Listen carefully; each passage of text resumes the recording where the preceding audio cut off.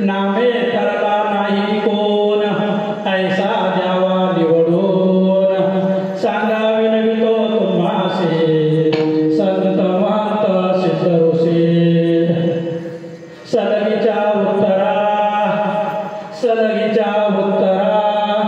तुका म्हणे क्षमा करा सांगा विनवितो तुम्हासे संत महंत सिद्धऋषी विठ्ठल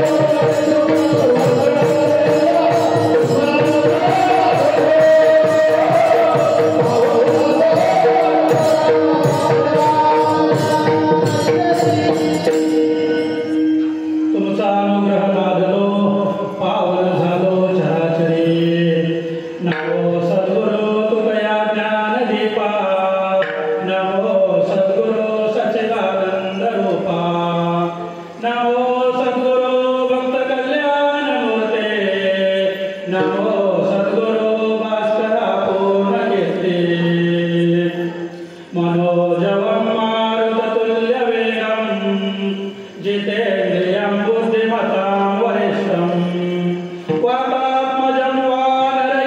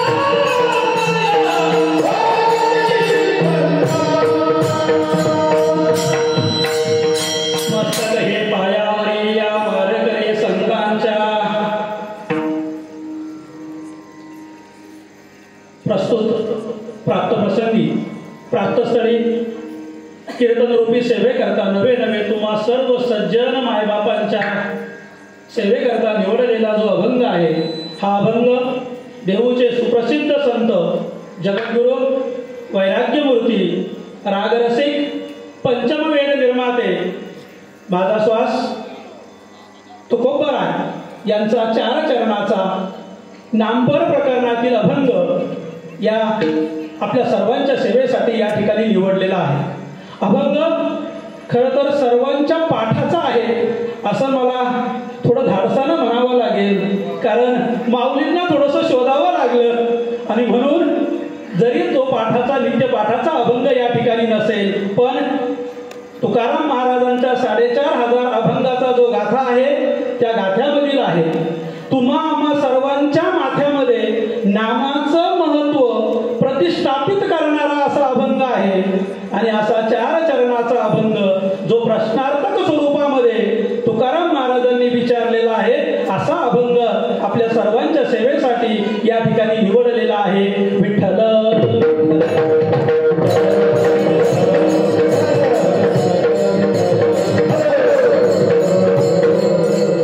प्रस्तुत अभंगामध्ये तुकोबरा या ठिकाणी सांगतात की नाम घेता वाया गेला ऐसा कोणी आय केला. हा खरं तर प्रश्न विचारलेला आहे आणि तुकोबरायांनी हा जो प्रश्न विचारलेला आहे, हा प्रश्न कोणाला विचारलेला आहे तर अभंगाचं 2रं चरण आहे. महाराज सांगा विनवितो तुम्हासी संत महंत सिद्ध ऋषी. कारण या जगामध्ये जर एखाद्या वरिष्ठ माणसाने जर एखादी गोष्ट सांगितली तर ती आपल्याला लवकर पटते आणि या न्यायानुसार तुकाराम महाराज विनवणी करतात की या जगामध्ये कोण जास्त म्हणजे लवकर कोणाचं ऐकतो, तर त्यामध्ये संत असेल, महंत असेल, ऋषी असेल आणि सिद्ध असेल, या चौघांना तुकाराम महाराजांनी विनंती केलेली आहे की तुम्ही सांगा की नाम घेतलं आणि ते वाया गेलं असं जर कुणी असेल तर तुम्ही आम्हाला सांगा, असं तुकाराम महाराज अभंगाच्या 2ऱ्या कडव्यामधून विनंती करते आहे. तुकाराम महाराज 2रा प्रश्न त्या ठिकाणी याच चौघांना विचारताय अभंगाच्या माध्यमातून की नामे तरला नाही कोण ऐसा द्यावा निवडून. का एखाद्यानं नामस्मरण केलं आणि नामस्मरण केल्यानंतर तो तरुण गेला नाही, असं जर एखादं उदाहरण असेल तर तुम्ही आम्हाला सांगा, असं अभंगाच्या 3ऱ्या चरणामधून तुकाराम महाराज या ठिकाणी आपल्याला मानतात. आणि एखाद्या मोठ्या माणसाशी जर आपण स्पष्टपणे बोललो तर ते बोललेलं असताना जर आपल्याकडून काही चुकलं असेल असं आपल्याला जर वाटत असेल महाराज, तर मग आपण काय करतो, माफ करा, दिलगिरी व्यक्त करतो आणि दिलगिरी व्यक्त करून त्यांना सांगतो की मला असं म्हणायचं नव्हतं पण मला असं म्हणावं लागलं. आणि मग तुकाराम महाराज त्या चौघांना म्हणतात की तुका म्हणे क्षमा करा, पण का आपल्यामध्ये जी सलगी होती ना, ती सलगी होती म्हणून मी तुम्हाला 2 प्रश्न विचारले, पण लोकांमध्ये हे दृढीकरण करून देण्यासाठी हे अत्यंत गरज होती. हा झाला अभंगाचा सरळ भावार्थ. अभंगाच्या निरूपणाकडे वळण्यापूर्वी अल्पसा परिहार देणं हे वक्त्याचं आद्य कर्तव्य असतं आणि त्या न्यायानुसार श्री क्षेत्र नाळे, तालुका मालेगाव, जिल्हा नाशिक या ठिकाणी गेल्या 34 वर्षापासून अविरत सुरू असलेली ही अखंड सप्ताहाची परंपरा ही या वर्षी देखील या मोठ्या थाटामाटाने सुरू केलेली आहे.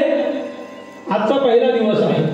पहिला दिवस म्हटला की थोडासा सगळ्याच गोष्टीची जुळवाजुळव करण्याचा दिवस असतो आणि त्यामुळे काही गोष्टी मागे पुढे होण्याची शक्यता असते, जी आपली सुरुवातीला थोडीशी झाली. आणि त्यामुळे मुद्दा असा आहे की जरी ती सुरुवात झालेली असेल, ती उशिराने का होईना, पण ती सुरुवात नक्की चांगली होईल, चांगली पेरणी या ठिकाणी होईल असं मला आपल्या सर्वांच्या साक्षीने, प्रभू श्री रामचंद्रांच्या साक्षीने, हनुमंतरायाच्या साक्षीने आपल्याला या ठिकाणी सांगायचं आहे. या नाडे गावामध्ये, गाव खरं तर माझ्या सर्व परिचयाचं आहे, अतिशय कमी लोकसंख्या असलेलं गाव असून सुद्धा एखाद्या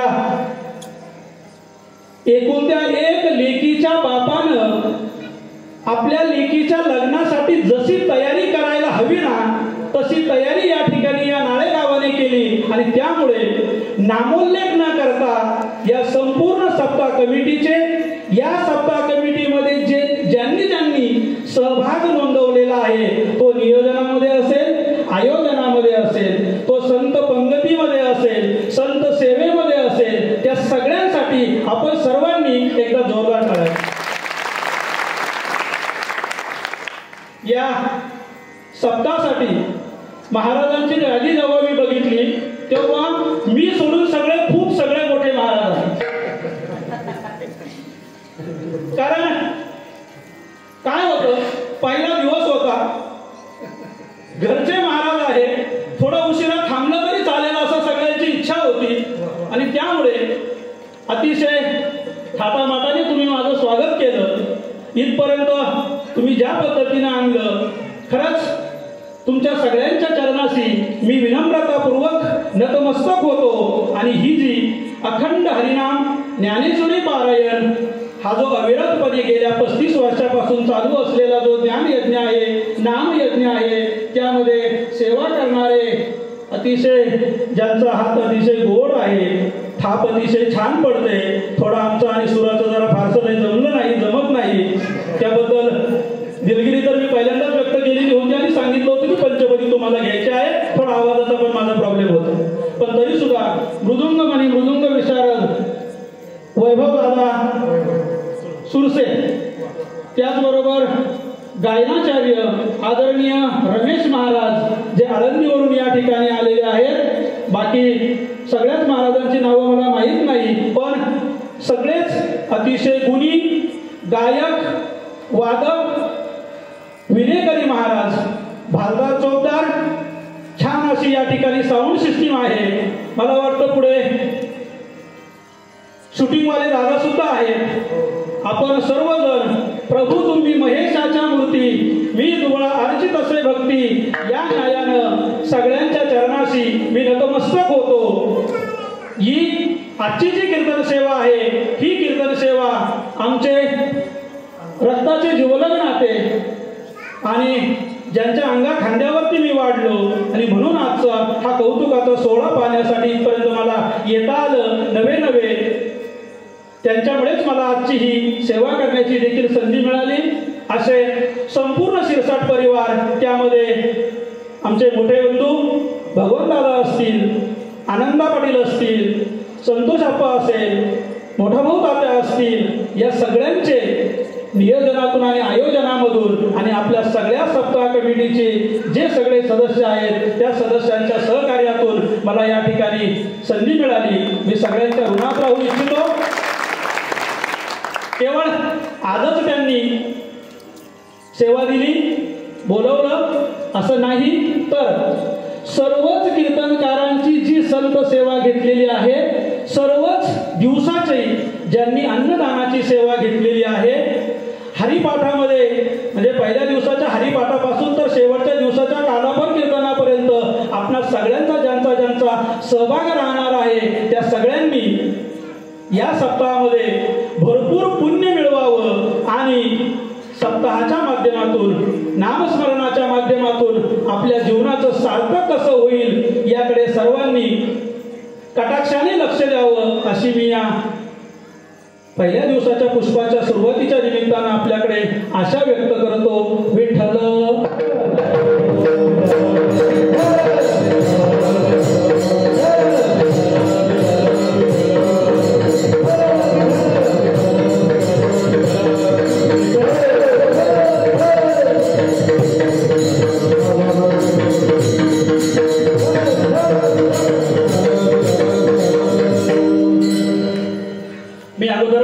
ज्या पद्धतीने सांगितलं की अभंग जगद्गुरु तुकोबारायांचा आहे, नामपर प्रकरणामधील आहे, कारण आजचा पहिला दिवस आहे. वारकरी संप्रदायाचा असा दंडक आहे की मी जेवताना काही गोष्टी बोललो, काही गोष्टी स्पष्ट बोलता येत नाही, म्हणून मला थोडंसं थांबावं लागलं होतं. पण वारकरी संप्रदायाचा दंडक असा असतो की जर तुम्हाला 7 दिवसाचा सप्ताह करायचा असेल तर त्यामध्ये पहिल्या दिवसाचं जे कीर्तन असतं तर ते नामपर अभंगावरती या ठिकाणी झालं पाहिजे. दुसऱ्या दिवसाचं जर कीर्तन असेल तर ते माऊली उपदेशपर अभंगावर झालं पाहिजे. तिसऱ्या दिवसाचं जर कीर्तन असेल तर ते संतपर अभंगावर झालं पाहिजे. चौथ्या दिवसाचं जर कीर्तन असेल तर ते भक्तिपर अभंगावर झालं पाहिजे. 5व्या दिवसाचं जर कीर्तन असेल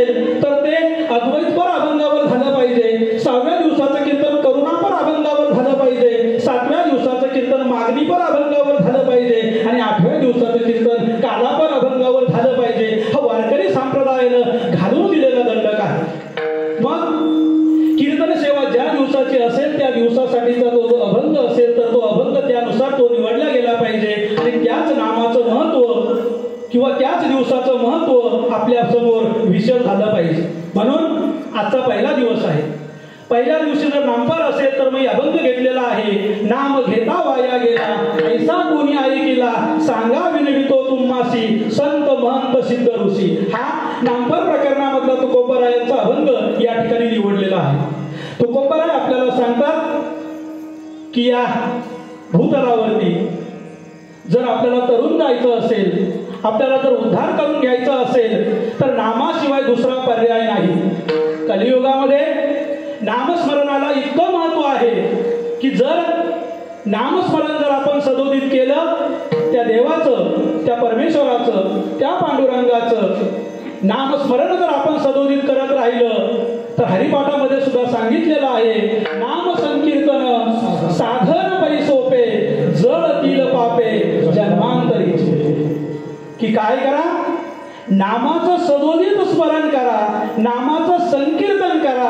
आणि जर असं नामाचं संकीर्तन केलं तर आपल्या आयुष्यामध्ये जे काही कळत न कळत झालेली जी पापे असतात ती सर्व पापे त्या ठिकाणी काय होतात तर ती जळून जातात. सगळेजण एकदम मोकळे बसले तरी चालतील, काही मनावरती टेन्शन घेऊ नका, मी पण घेत नाही, तुम्ही पण घेऊ नका. पण जे नामाचं महात्म्य आहे ते नामाचं महात्म्य आपण थोडंसं या ठिकाणी समजून घेतलं पाहिजे. जसं मी अगोदर सांगितलं की पहिल्या दिवसाचं जे कीर्तन होतं तर ते नामपरचं होतं. पहिल्या दिवसाचं कीर्तन हे पायाभरणीचं कीर्तन आहे असं मी या ठिकाणी सांगतो. थोडंसं बाजूला मी जाईल. पहिल्या दिवसाचं कीर्तन हे पायाभरणीचं कीर्तन असतं. मला सांगा, समोर जे मंदिर बांधलेलं आहे हे मंदिर बांधायचं होतं. हे मंदिर बांधताना अगोदर आपण काय केलं? डायरेक्ट दगडगोटे आणले, सिमेंट आणलं आणि मंदिर बांधायला सुरुवात केली का? अगोदर आपण काय केलं? त्या मंदिरासाठीचा प्लॅन तयार करून घेतला. पूर्वीच्या काळी ज्या ज्या गोष्टी सगळ्या व्हायच्या त्या गोष्टी इंजिनियरच्या मार्फत होत होत्या. इंजिनियर प्लॅन काढून द्यायचा आणि प्लॅन काढून दिला की मग ती वास्तू असेल, ती इमारत असेल, ते मंदिर असेल त्या ठिकाणी उभं केलं जायचं. किंवा आजही तसंच होतं थोड्याफार फरकानं. आणि मग जर एखादी इमारत बांधायची असेल, मंदिर बांधायचं असेल तर आपण त्यासाठी व्यवस्थित त्याचं नियोजन करतो आणि त्याची जी पायाभरणी आहे ती पायाभरणी अतिशय छान पद्धतीनं करतो. जेव्हा एखाद्या घराचा, एखाद्या मंदिराचा जो पाया असतो, हा पाया जर त्या ठिकाणी पक्का असेल तर त्यावर उभी राहणारी जी इमारत असेल तर ती इमारत कशी असते? भरभक्कम असते. आणि मग आजचं जर हे पायाभरणीचं कीर्तन असेल तर आपल्याला सगळ्यांना आयुष्यामध्ये जर तरुण जायचं असेल तर एकच पर्याय आहे आणि तो म्हणजे नामस्मरण. आणि त्या नामाचा भक्कम पाया, भक्कम अधिष्ठान जर आपण आपल्या जीवनामध्ये जर अंगीकारलं तर संपूर्ण आपल्या आयुष्याची जी इमारत असते, संपूर्ण आपल्याला आयुष्याचा जो प्रवास असतो तो प्रवास त्या नाम नावाच्या नौकेमध्ये बसून आपण लीलया पार करू शकतो. हे या नामपराचं वैशिष्ट्य आहे. मी पायाचा उल्लेख केला आणि पायाचा उल्लेख करत असताना महाराज मला या ठिकाणी एक जाणीवपूर्वक गोष्ट सांगायची आहे आणि ती अशी आहे की आपला वारकरी संप्रदाय आहे.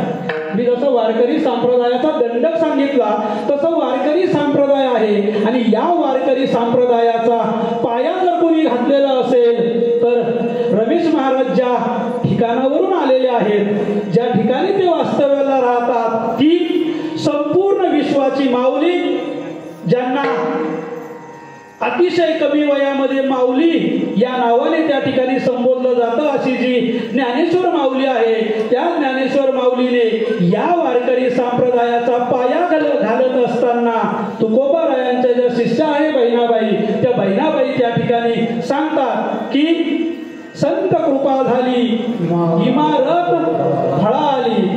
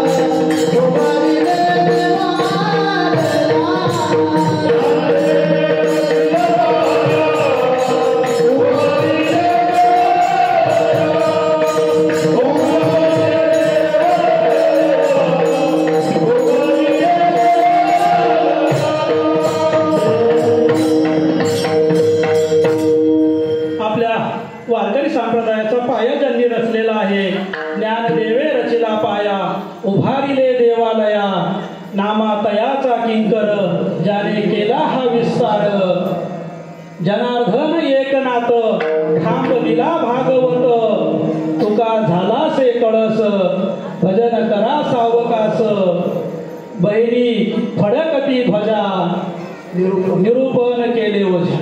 असा वारकरी संप्रदायाची संपूर्ण परंपरा सांगणारा आणि पायापासून म्हणजे सप्ताहाच्या पहिल्या दिवसापासून तर शेवटच्या दिवसापर्यंतचा जो प्रवास आहे, म्हणजे पायाभरणी ज्यांनी केली आणि कळस जे झाले ते तुकोबर आहे, असा हा जो सप्ताहाचा प्रवास आहे, हा प्रवास आपल्या सगळ्यांच्या साक्षीने या ठिकाणी होणार.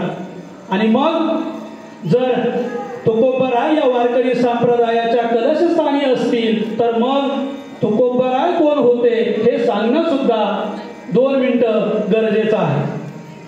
आपल्यामध्ये असं कुणीच नाही की ज्यांना कोणाला सांगायची गरज आहे माऊली की तुकोबराय कोण होते. पण मी हा शब्द जाणीवपूर्वक याच्यासाठी वापरला की तुकोबराय कोण होते हे का सांगावं लागलं, तर माणसाला आयुष्यामध्ये 3 गोष्टी असतात की ज्या परंपरेने मिळतात. कोणत्या 3 गोष्टी असतात?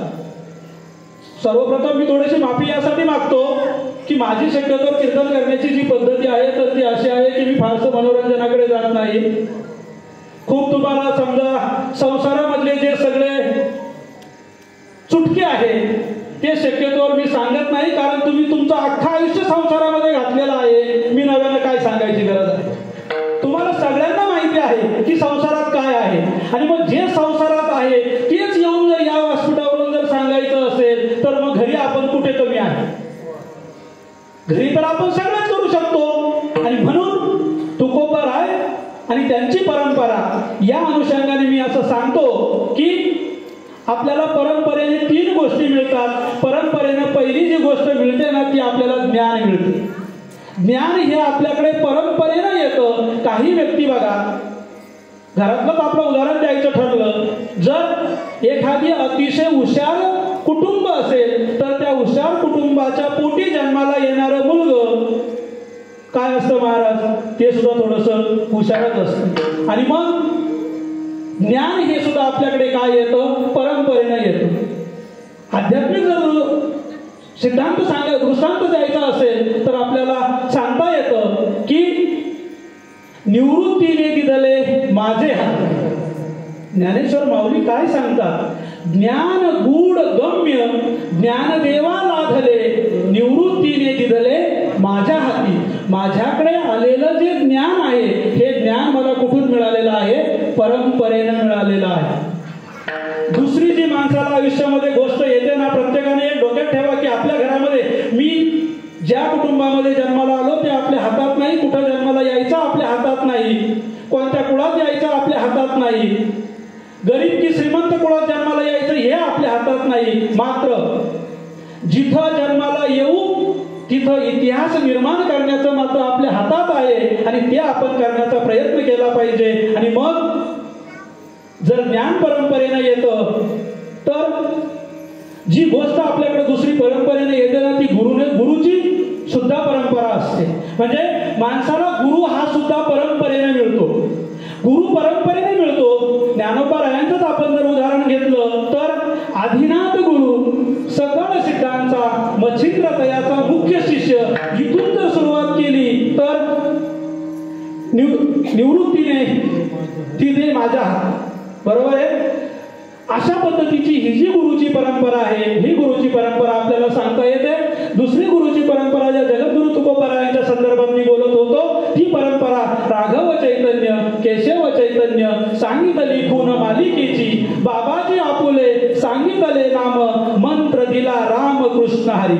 आणि मग ही जी गुरुची परंपरा आहे ही सुद्धा माणसाला आपल्या वंश परंपरागत येते. आणि तिसरी जी परंपरा आहे ही आहे नामाची परंपरा. नाम सुद्धा आपल्याकडे काय येतं? परंपरेनं येतं.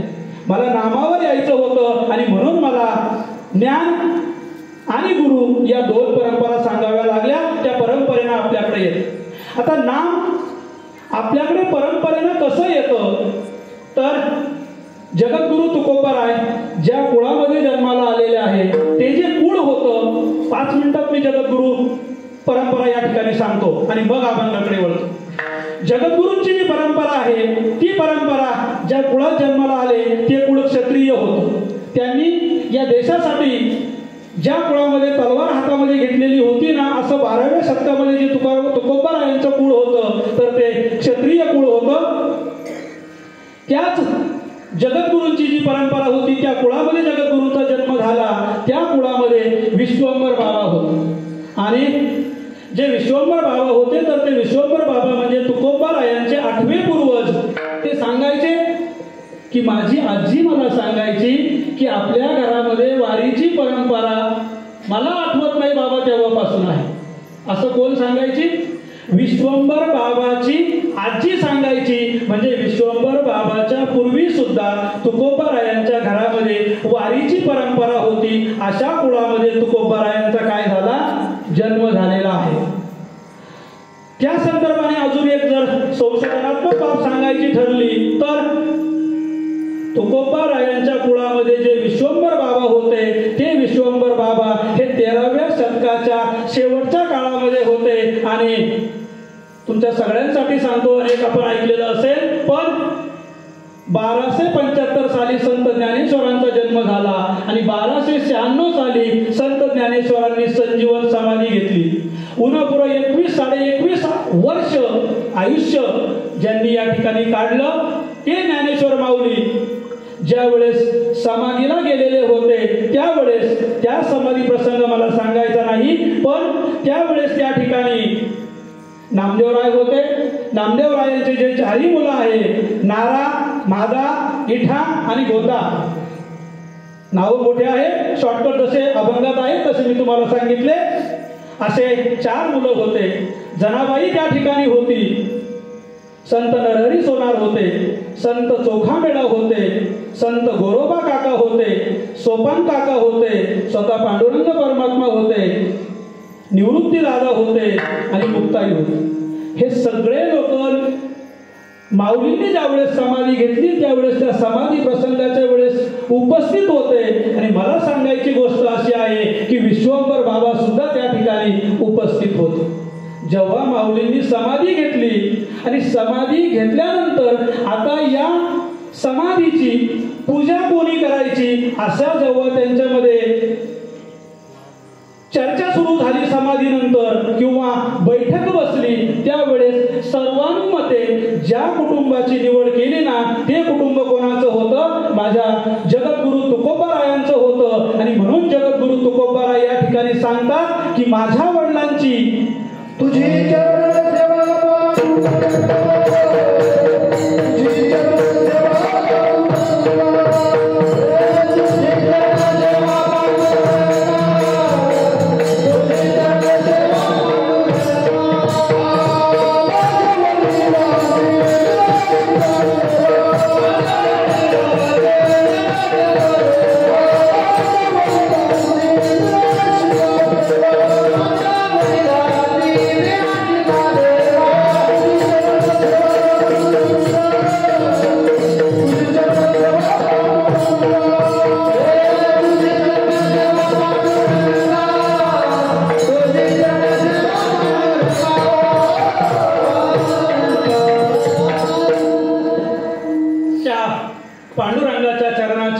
सेवा करण्याची, त्या माऊलींच्या समाधीची सेवा करण्याची, पूजा करण्याचा जो मान मिळाला ना अशा कुटुंबामध्ये त्या ठिकाणी तुकोबारायांचा जन्म झालेला आहे.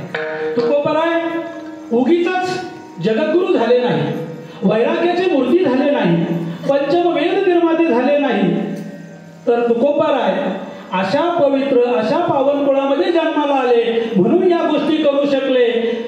ते जे तुकोबाराय होते म्हणजे प्रत्यक्ष पांडुरंग परमात्मा आपल्या पत्नीसह म्हणजे रुक्मिणी मातेसह इंद्रायणीच्या तीरावरती देहू गावामध्ये ज्या घरामध्ये नांदायला आले ना ते घर होतं जगद्गुरु तुकोबारायांचं.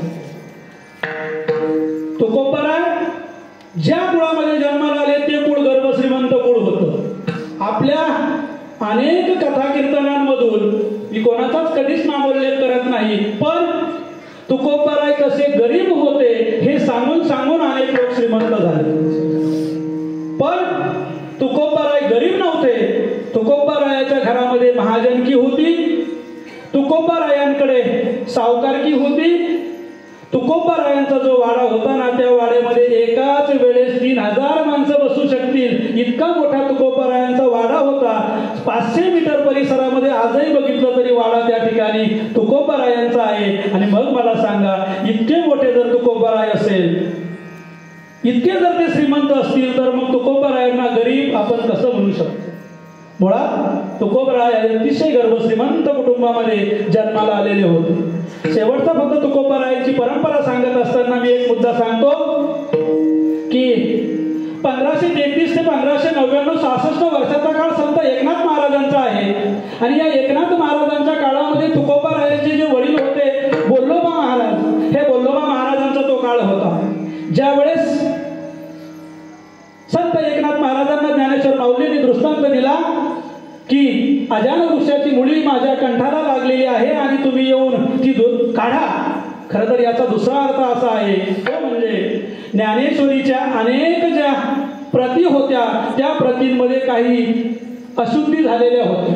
कारण त्यावेळेस कोणत्याही प्रकारचं असं लिखित नव्हतं की ते छापून जसंच्या तसं छापलं जायचं. ते दुरुस्त करण्याचा तो एक दृष्टांत होता. पण समाधी शोधण्यासाठी ज्यावेळेस एकनाथ महाराज आपल्या अनेक प्रकारची संपत्ती घेऊन आळंदीला आले आणि आळंदीला आल्यानंतर जेव्हा एकनाथ महाराज त्या ठिकाणी सिद्ध बेटावरती समाधीचा शोध घेत आहे, अनेक दिवस झाले समाधी सापडत नाही. कारण मध्ययुगीन कालखंडामध्ये समाधी त्या ठिकाणी बऱ्यापैकी झाकाळलेली होती, जंगल होतं सगळं इंद्रायणीच्या काठावर. आणि मग एकनाथ महाराजांनी आणलेलं जे सगळा शिडा होता, सगळं धन होतं, ते धन त्या ठिकाणी संपत चाललं. आणि संपत चाललेलं जेव्हा धन होतं त्यावेळेस आता काय करायचं, समाधी सापडत नाही म्हणून परत जायचं की काय, अशी भ्रांत जेव्हा निर्माण झाली त्यावेळेस टांगा झोपलेला होता. टांग्यावर भलं मोठं धनाचं गाठोडं त्या ठिकाणी घेतलेलं होतं. आणि असं धनाचं गाठोडं घेऊन समाधीच्या शोध कार्यासाठी ज्यांनी भरीव योगदान दिलं होतं ते होते बोल्लोबा महाराज. आणि बोल्लोबा महाराजांनी त्या ठिकाणी सहकार्य केलं. अशा पवित्र आणि पावन कुळामध्ये तुकोबारायांचा जन्म झाला. आणि म्हणून म्हटलं जातं, पवित्र ते कुळ पावन तो देश, जेथे हरीचे दास जन्म घेते. अशा पवित्र आणि पावन कुळामध्ये तुकोबारायांचा जन्म झाला. आणि मग ते तुकोबाराय काय करतात, तुमच्या आमच्या उद्धाराचं साधन आपल्या समोर सगळ्यांना सांगत आहे की बाबांनो, हे जग जर बुडत असेल, हे जग जर बुडण्याच्या मार्गाकडे जात असेल, यांचा जर उद्धार करायचा असेल तर याच्यासाठी माझ्याकडे या जगाला तारून नेण्यासाठी एक साधन आहे. आणि मग ते जे नामाचं साधन होतं, ते नामाचं साधन जेव्हा आपल्या सगळ्यांना सांगायचं होतं तेव्हा त्यांनी काय केलं, नामाचं महत्व जर असं आपल्याला सांगितलं तर ते आपल्याला लगेच पटणार नाही. म्हणून त्यांनी मोठ्या माणसांना पहिल्यांदा विनवणी केली. आणि मोठ्या माणसांना विनवणी करून त्यांना सांगितलं की एक काम करा, तुम्ही या लोकांना सांगा. अभंगाच्या दुसऱ्या चरणात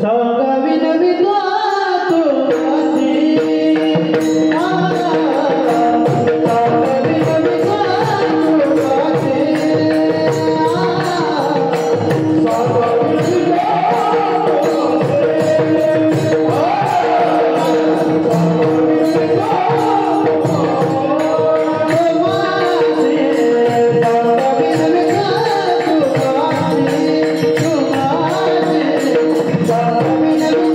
you.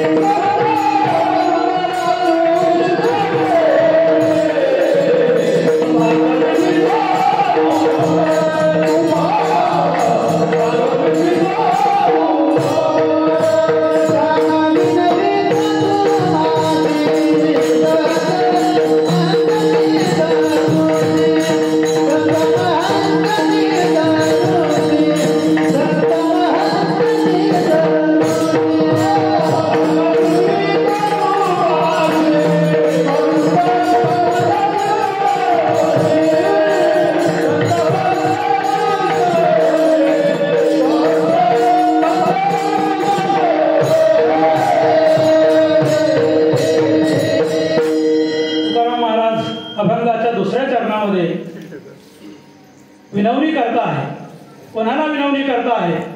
संत, महंत, सिद्ध आणि ऋषी. उलट्या क्रमाचा प्रवास या ठिकाणी मी थोडासा करतो. तुकाराम महाराज विनवणी करताना ऋषींना विनवणी करतात. ऋषींना काय सांगतात की तुम्ही नामाचं महत्व त्या ठिकाणी लोकांना सांगा.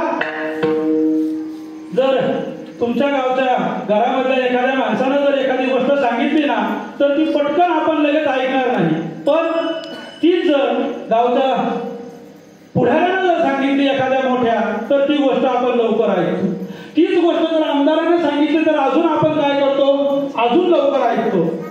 जेवढं वरती जाऊ आपण तेवढं वरती आपल्याला माहित आहे की जेवढ्या अधिकाराच्या व्यक्तीने एखादी गोष्ट सांगितली तर ती आपल्याला लवकर पडते. आणि म्हणून तुकाराम महाराज या ठिकाणी त्या सिद्धांना ऋषींना विनंती करतात. ऋषींना विनंती करतात. ऋषी म्हणजे काय, एका शब्दामध्ये मी सांगून जातो. ज्यांनी आपल्या सगळ्या वासना वृक्ष केलेल्या आहेत. आपले जे सगळे षडरिपू आहे, काम, क्रोध, लोभ, मद, मोह आणि मत्सर, ह्या सगळ्यांवरती विजय मिळवलेला आहे. असे जे आहेत ते असतात ऋषी. त्या ऋषींना विनंती केलेली आहे. तुकाराम महाराज दुसरी विनंती करतात महंतांना. महंत म्हणजे कोण, जे मठाधिपती आहेत, मोठा त्यांचा शिष्य संप्रदाय आहे, अशा महंतांना त्या ठिकाणी ते विनंती करतात. दुसरी जी विनंती केलेली आहे तुकाराम महाराजांनी तर ती सिद्धांना केलेली आहे. जे 84 सिद्धांचा सिद्ध भेटी मेळा तो सुख सोहळा काय वरतो. ज्या सगळ्या प्रकारच्या सिद्धी त्यांच्या पायाशी लोळण घेतात अशा सर्व सिद्धांना तुकाराम महाराज विनंती करतात की नामाचं महत्व तुम्हाला त्या ठिकाणी सांगायचं आहे. आणि शेवटची विनंती तुकाराम महाराज करतात ती करतात संतांना. संतांना विनंती करतात. संत कोण आहेत? संत आहेत हेतू विरहित जगाच्या कल्याणासाठी ज्यांनी आपलं संपूर्ण आयुष्य वेचलेलं आहे असे जे व्यक्ती असतात ते असतात संत असतात.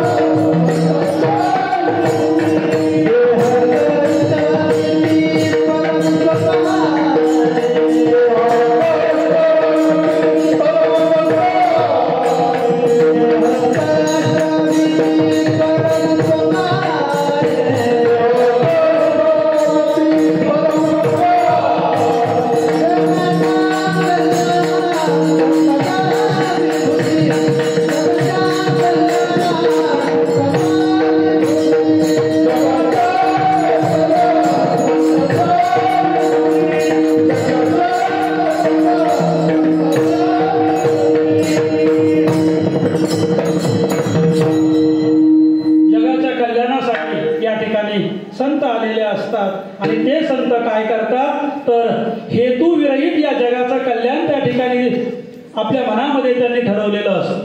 अगदी सोप्या शब्दात सांगायचं ठरलं तर संत काय करतात, भगवंत या ठिकाणी अवतार धारण करतात आणि भगवंताने अवतार धारण केल्यानंतर भगवंताकडून जे कार्य करायचं बाकी राहिलेलं आहे ते उर्वरित कार्य करण्यासाठी या ठिकाणी संतांचा अवतार होतो.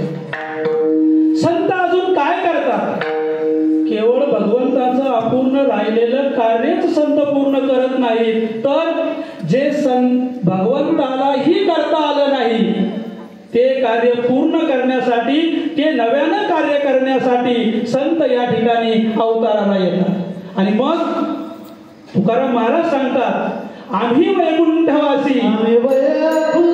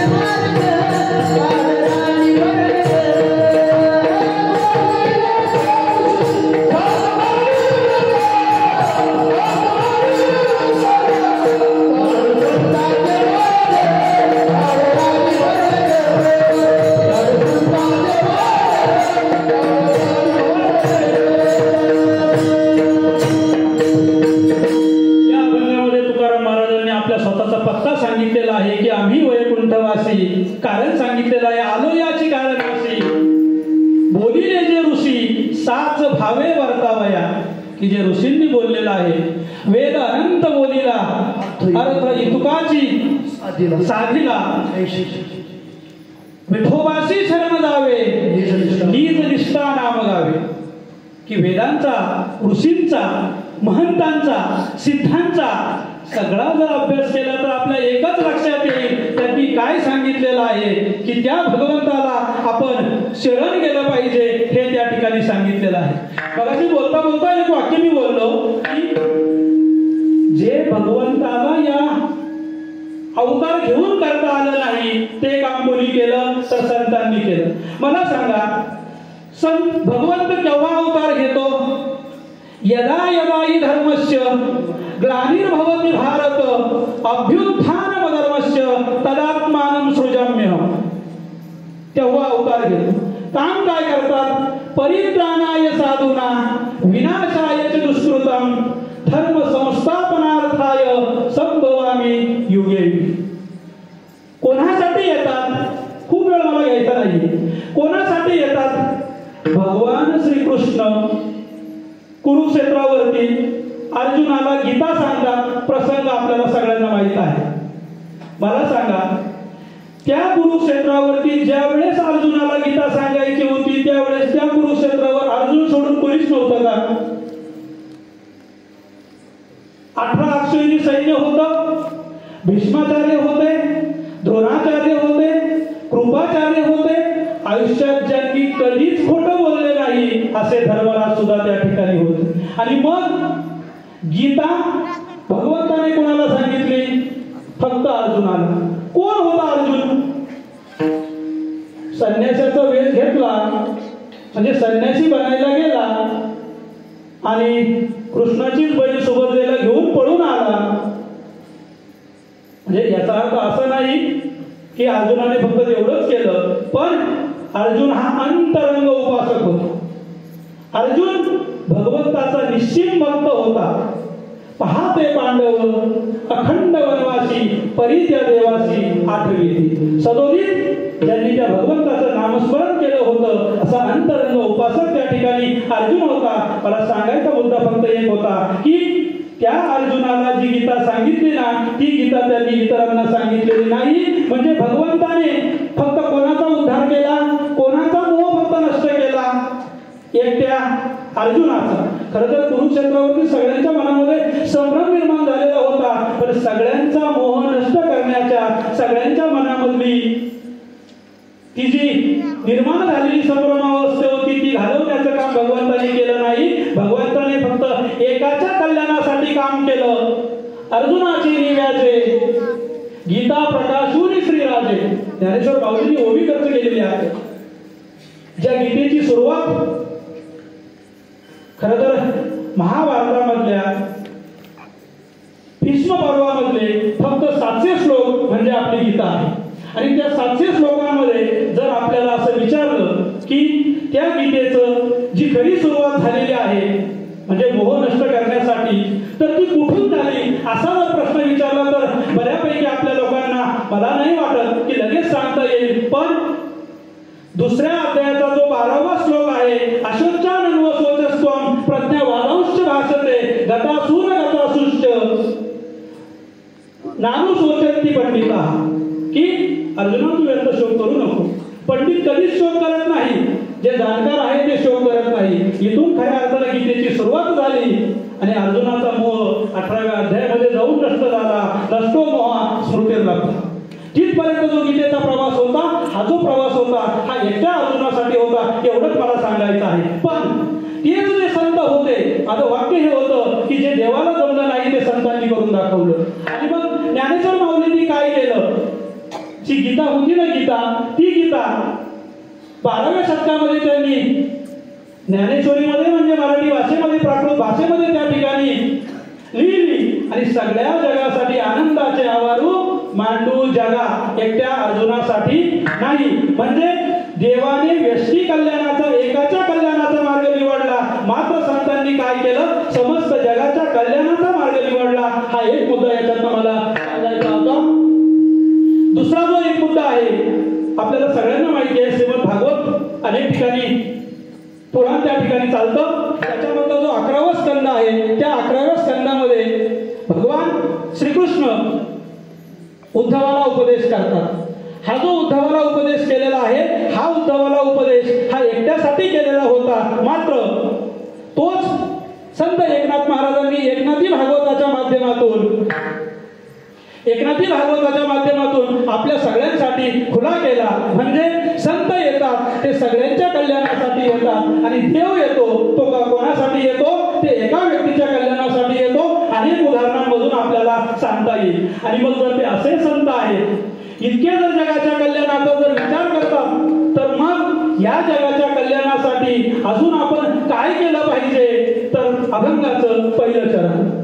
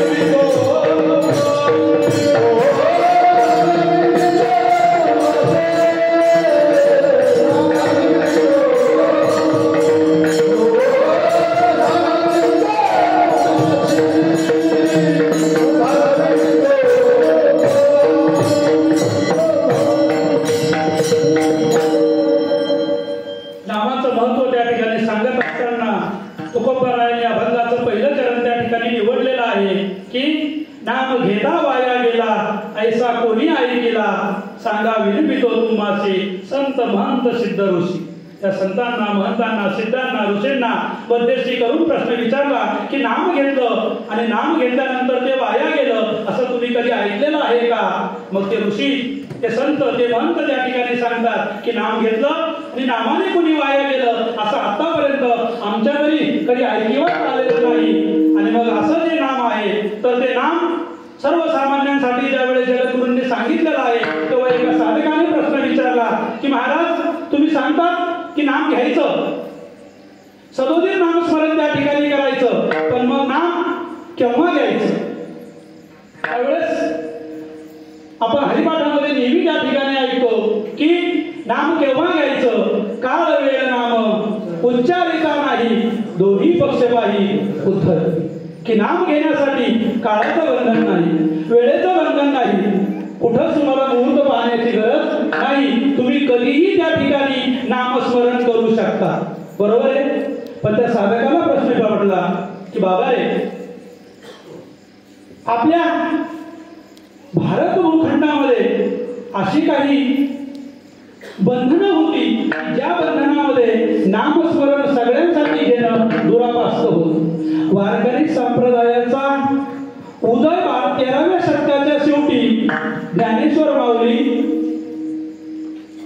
नामदेवराय ह्या दोही संतांना का त्या ठिकाणी करावा लागला तर सगळ्यांना नाम घेण्याचा ज्ञान घेण्याचा अधिकार नव्हता आणि तो जुगारून द्यायचा होता म्हणून वारकरी संप्रदायाची स्थापना त्या ठिकाणी झाली. मला इतिहासामध्ये जायचं नाही. पण मग त्या साधकाने विचारलं की मला नाम घेण्याचा अधिकार आहे का, म्हणजे नाम कुणी घ्यायचं. त्यावेळेस जगद्गुरु तुकोबरायांचा सुद्धा अभंग आहे, यारे यारे नाम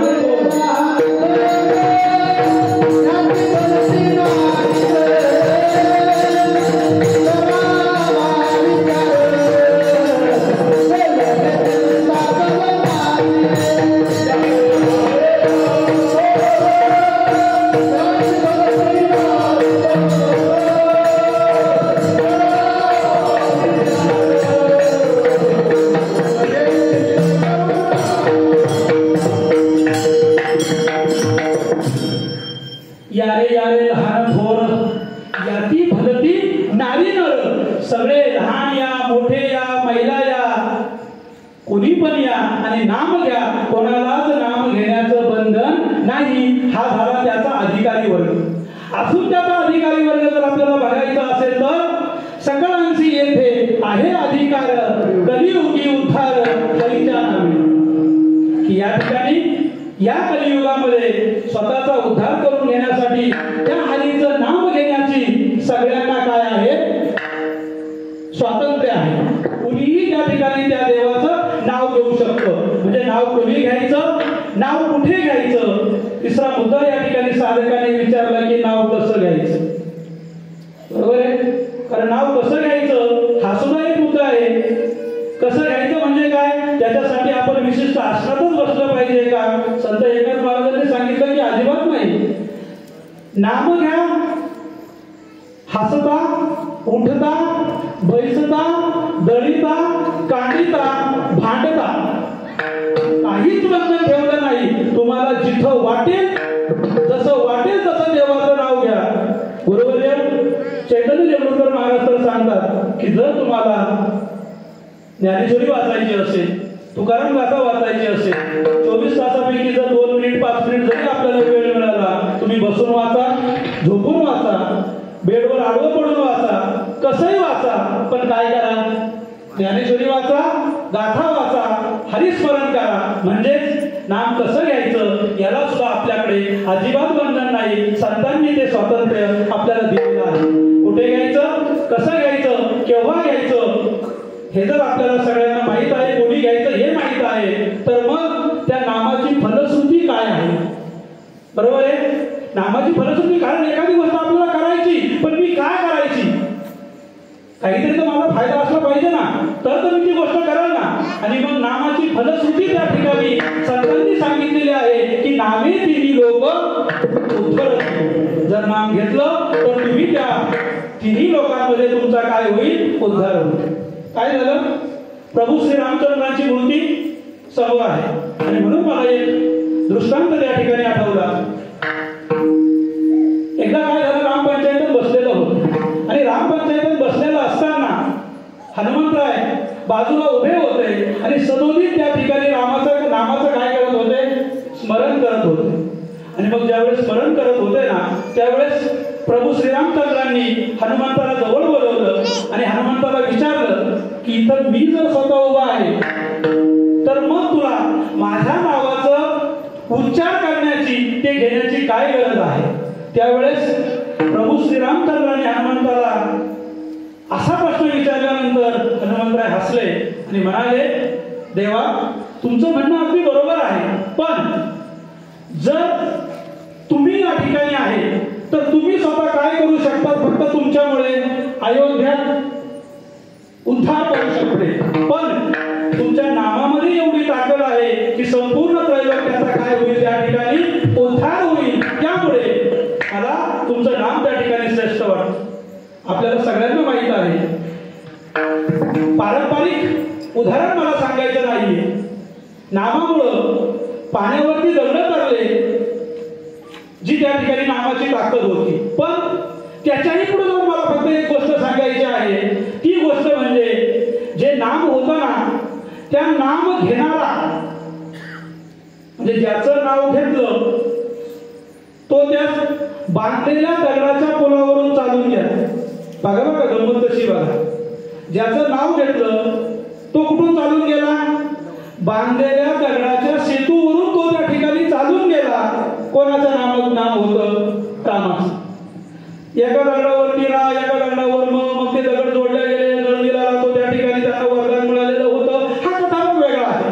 पण ज्याच्या नावाने ते दगड तरले त्या दगडांवरून तो माणूस, तो व्यक्ती, ते रामप्रभू चालून गेले आणि जे रामप्रभूचं सदोदित नामकरण म्हणजे नामाचा जप करत होते ते काय झाले?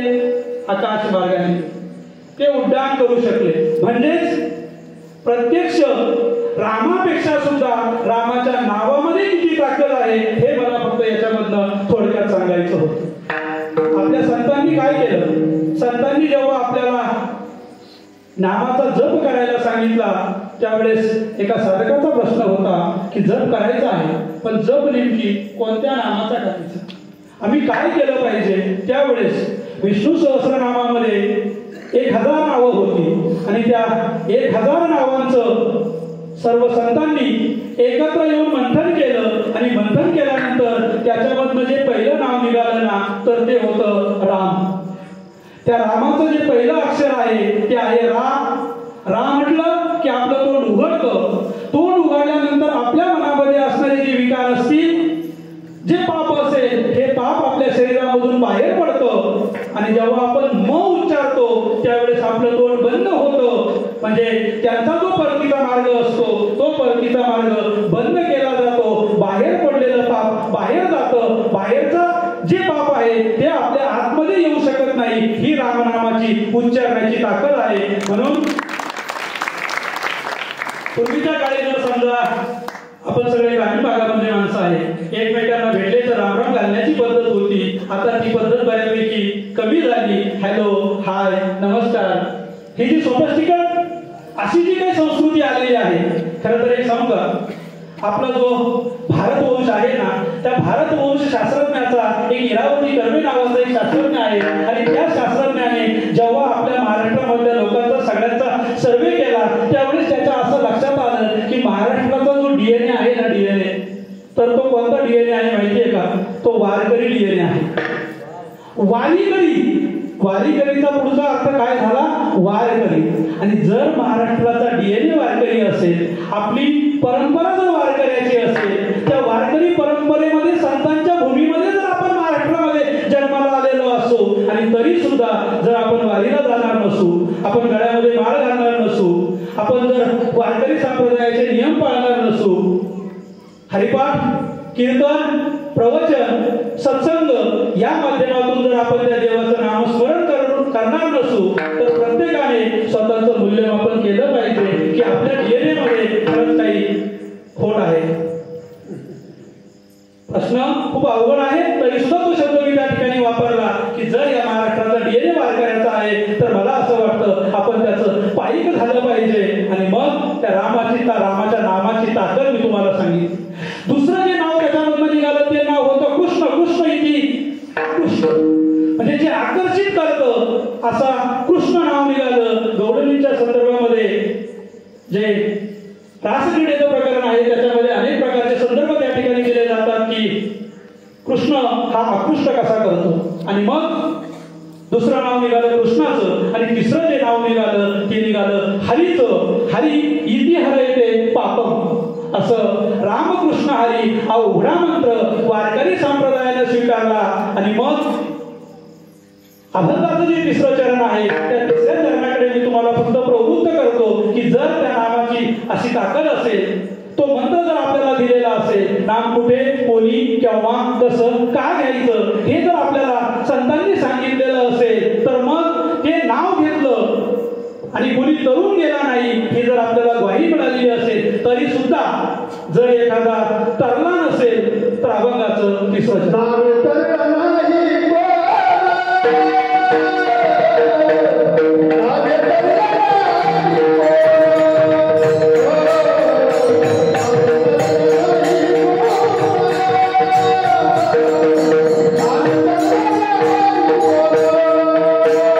Oh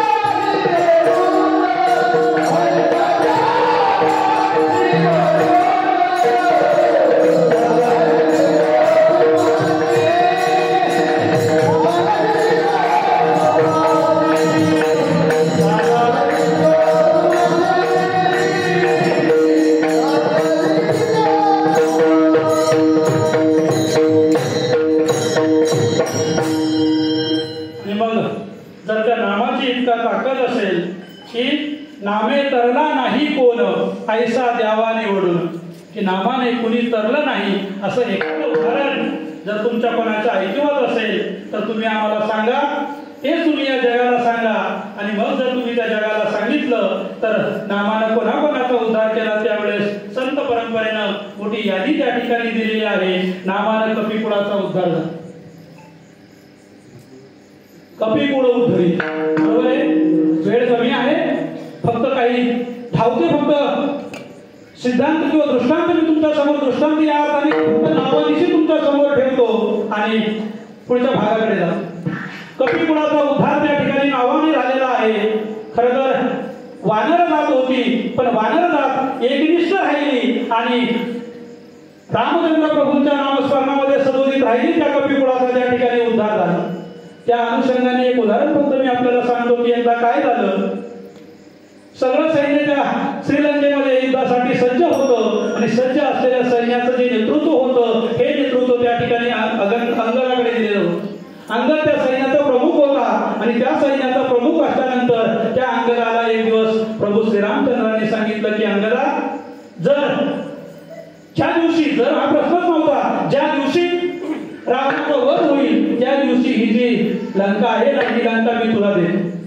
त्यावेळेस अंगदाला अतिशय राग आला आणि त्याने हनुमंताला सांगितलं की याच्यानंतर जर असा मुद्दा त्या ठिकाणी निघणार असेल तर मला तो अजिबात चालणार नाही.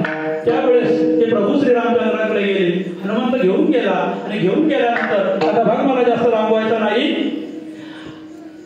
हनुमंत घेऊन गेल्यानंतर प्रभू श्रीरामचंद्रांनी विचारलं की मी जर तुला ती देणार होतं तर तुला काय कठीण होतं. त्यावेळेस अंगदाने सांगितलं की देवा, तुमच्या नावामध्ये इतकी ताकद आहे, तुमच्या नामामध्ये इतकी ताकद आहे, तुमच्या बरोबर राहण्यामध्ये इतकी ताकद आहे की मला या सोन्याच्या लंकेची काहीच गरज नाही. त्याला कारण असं आहे की जर मला ती लंकाच पाहिजे होती तर माझा बाप कोण होता, तर तो वाली होता.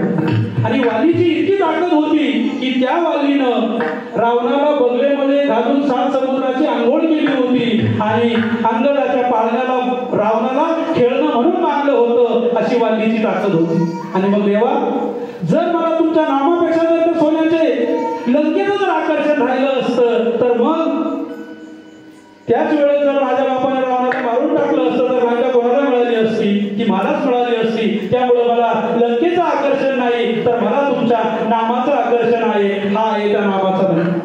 आणि मग अशा पद्धतीचा जो महिमा आहे, अजून त्या नामाने कोणाकोणाचा उद्धार केला कपिकुळाचा मी त्या सांगितला. पर्यावरणाचं उदाहरण आपल्याला सगळ्यांना माहित आहे, सांगून वेळ घ्यायचा नाही.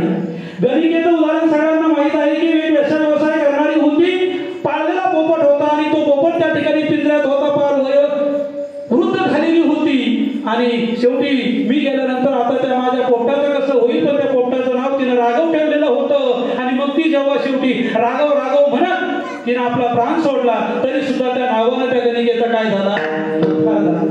अजामेळ्याचं भागवतामधलं सगळ्यांना उदाहरण माहित आहे की अजामेळी अतिशय दुष्कर्म करणारा माणूस होता. पण दुष्कर्म करणारा माणूस सुद्धा ज्या वेळेस स्वार्थापोटी का होईना शेवटी मरायच्या वेळेस त्याला कोणाची आठवण झाली तर आपल्या मुलाची आठवण झाली. आणि मुलाचं नाव त्या ठिकाणी नारायण ठेवलेलं होतं. त्या नारायणाचं नाम त्याच्या तोंडामध्ये आलं आणि त्याचा काय झाला, उद्धार झाला. गीता आपल्याला सांगते अंतकालेचे मामेव स्मरण मुक्त वागलेवर, की अंतकाळ समयाला जर त्या देवाचं नाव जर तुमच्या मुखामध्ये आलं तर तुमचा उद्धार होतो. पण हे मुखामध्ये येण्यासाठी तुम्हाला दररोज त्याचा सराव करावा लागतो. तुकाराम महाराज त्या ठिकाणी सांगतात, काय सांगतात, ओले मुळ भेटी खडकाचे अंग अभ्यासाची सांग कायदे सिद्धी. जर तुम्हाला एखादी गोष्ट करायची असेल तर त्या दररोज तुम्ही त्याचा काय केला पाहिजे, सराव केला पाहिजे. आणि सराव केला, सराव करायचं म्हणजे काय करायचं, घरी गेले तुम्ही दैनंदिन तुमच्या सगळ्या महिला भगिनी आहे, सगळ्या तुम्ही घरी गेला दैनंदिन तुमचे नित्यकर्म आहे. नित्यकर्म करत असताना जो वेळ मिळेल ना त्या ठिकाणी कोणाच्या तरी नावाने बोटं मोडत बसण्यापेक्षा, कुणाला तरी नावं ठेवण्यापेक्षा, याचं त्याचं काढत बसण्यापेक्षा महाराज काय केलं पाहिजे, नामस्मरण केलं पाहिजे. आपला बराचसा वेळ काय कशामध्ये जातो, आपला बराचसा वेळ हा फक्त दुसऱ्यांची निंदा करण्यामध्ये, दुसऱ्यांना नावं ठेवण्यामध्ये, यानं असं केलं, त्यानं तसं केलं, हिनं असं केलं, तिनं तसं केलं, हे करत बसण्यापेक्षा मला असं वाटतं तो जो वेळ आहे तो वेळ तुम्ही त्या नामस्मरणामध्ये जर घालवला तर आपल्या आयुष्याचं कल्याण झाल्याशिवाय राहणार नाही.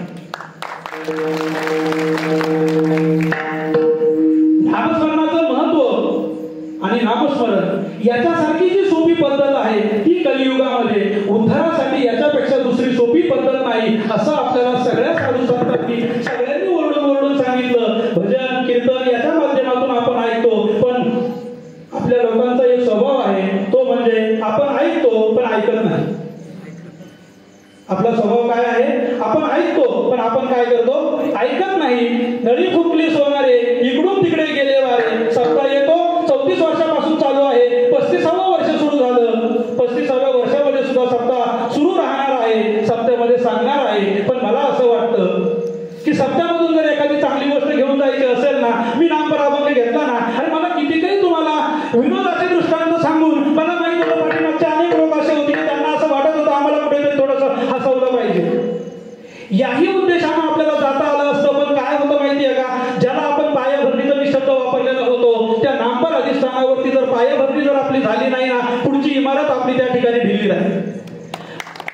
कुणी माना किंवा नका मानू, कुणी माना किंवा नका मानू, पण ज्या वारकरी संप्रदायाचा जो दंडक घालून दिलेला आहे ना, त्या दंडकाप्रमाणे जर आजचे सगळे कथा कीर्तनकार असतील, सगळ्यांनी जर त्या पद्धतीनं जर सांगितलं ना, तर जास्त नाही, मला असं वाटतं 10 लोकांनी जरी एका सप्त्यामध्ये माळ घातली, 10 महिलांनी घरामध्ये इकडून आणि तिकडून हे करण्याचे प्रकार जर बंद केले, 10 माणसांनी जर समजा हे करून किंवा हे करून एवढं जरी बंद केलं, तरी मला असं वाटतं सप्ताह केल्याचं सार्थक होईल. महाराज किती मोठा आणला, त्याला किती पाकिट दिलं, याच्याशी मला काही देणं गेलं नाही. पण हे कदाचित मी कीर्तनाच्या अर्ध्यावर सुद्धा बोलू शकलो असतो. तो एक माझा व्याख्यानाचा वेगळा विषय पण झाला असता. गेल्या 4 वर्षापासून फक्त तुकाराम महाराजांची गाथा आणि गाथातले 4500 अभंग तुम्ही इथं सांगायचं, तुम्ही अभंग द्यायचा, आपण कीर्तन करू, अशी तयारी ही काही केवळ येऊन गावांना कीर्तन करायचं याच्यासाठी केलेली नाही, पण परमार्थ सेवेसाठी करा. परमार्थ लोकांनी आपल्याला चांगलं म्हटलं पाहिजे याच्यासाठी करू नका. परमार्थ हे आत्मकल्याणाचं साधन आहे, परमार्थ आत्मउद्धाराचं साधन आहे. आणि मग जर आपल्याला आपलं आत्मकल्याण करून घ्यायचं असेल, आपला आत्मउद्धार जर करून घ्यायचं असेल ना, जे करायचं ते मनापासून करा. उगीच काहीतरी फक्त यायचंय मला म्हणून मी यायचंय, बसायचंय म्हणून बसायचंय, सुरू झालेलं आहे म्हणून मला करायचं आहे, अशी भावना या ठिकाणी ठेवू नका. मोठ्या संख्येनं उद्यापासून हजर व्हा. जे महाराज सांगतील, जे चांगलं वाटेल ते नक्की आपल्या सगळ्यांनी आपल्या आयुष्यामध्ये अंगीकार करण्याचा प्रयत्न करा. 7 दिवस तुम्ही हे सत्कारणी लावा, म्हणजे हे सगळं एवढं मोठं करण्याचं भाग्य त्या ठिकाणी लाभेल. आणि मग त्या नामामध्ये एवढी ताकद असेल, त्या नामस्मरणामध्ये जर एवढी ताकद असेल, तर एक काम करा, सगळ्यांनी हात वर करा आणि मोठ्या प्रेमानं एक त्या पांडुरंगाचं, त्या विठ्ठलाचं, त्या रुक्मिणी मातेचं भजन या ठिकाणी करावं.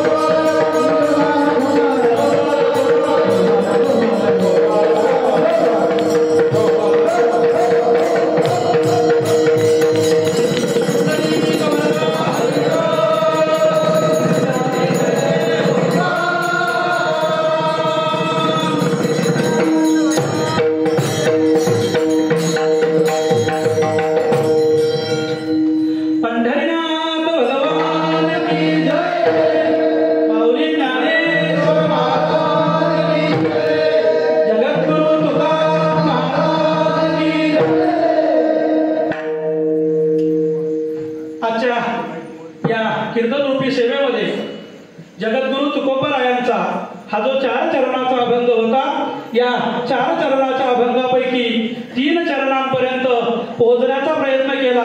खरं तर आता जो अभंग होता या अभंगामध्ये नाम हा एकच शब्द होता आणि त्या एकाच शब्दाभोवती, कारण अनेक तुकाराम महाराजांचे अभंग असे आहेत की जे आपल्याला आपल्या जीवनामध्ये आपण वागायचं कसं, एखादा वाईट प्रसंग आल्यानंतर त्याच्यामधनं बाहेर पडायचं कसं, ह्या सगळ्या याचं दिग्दर्शन अतिशय छान पद्धतीनं केलेलं असतं. पण या अभंगामधून फक्त नाम हा एकच शब्द होता आणि म्हणून मला इकडं तिकडं जाता आलं नाही.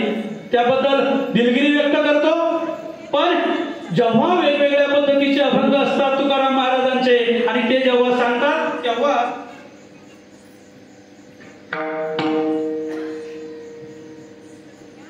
आपल्याला त्याचा वेगळ्या अंगाने सुद्धा विचार करता येतो. आणि मग तुकाराम महाराज सांगतात, नाम घेता वाया गेला ऐसा कोणी ऐकिला, सांगा विनवितो तुम्हासी संत महंत सिद्ध ऋषी. पहिला प्रश्न त्यांनी विचारला की नाम घेतलं आणि वाया गेला असा कोणी त्या ठिकाणी झालेला नाही. नामे तरला नाही कोण ऐसा देवा निवडून, नामाने कुणी तरला नाही असाही कुणी सापडला नाही. सगळी यादी संतांनी आपल्या पुढे ठेवली. आणि मग जर असं असेल तर मग तुकाराम महाराज अभंगाच्या शेवटच्या चरणामध्ये त्या पांडुरंग परमात्म्याच्या साक्षी ठेवून ते संत महंत सिद्ध आणि ऋषी त्यांची माफी मागतात, त्यांची क्षमा मागतात. त्याच पद्धतीने मी जर बोलण्याच्या ओघामध्ये जर काही चुकलं तर तुमचीही दिलगिरीच व्यक्त करतो. आणि तद्वत तुकाराम महाराज सुद्धा त्या संतांची महंतांची दिलगिरी व्यक्त करतात आणि त्यांना अभंगाच्या शेवटच्या चरणामधून त्यांची माफी करतात.